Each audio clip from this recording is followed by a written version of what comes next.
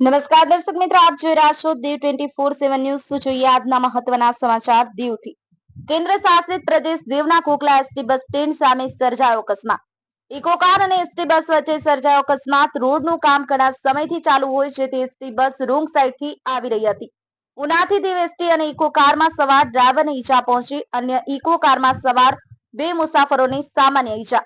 ઈજાગ્રસ્ત ડ્રાઈવરને સારવાર અર્થે ઉના લઈ જવામાં આવ્યો। અકસ્માતને લઈને ટ્રાફિક જામ થયો। દીવ જવાના તમામ રોડ છેલ્લા 2 વર્ષથી એક સાથે તોડી પાડવામાં આવ્યા હોય, જેથી અવારનવાર એકતરફી રોડમાં અકસ્માતો સર્જાય છે। આહિર કાળુભાઈ, દીવ 24/7 ન્યૂઝ, રમેશ સત્યની સાથે।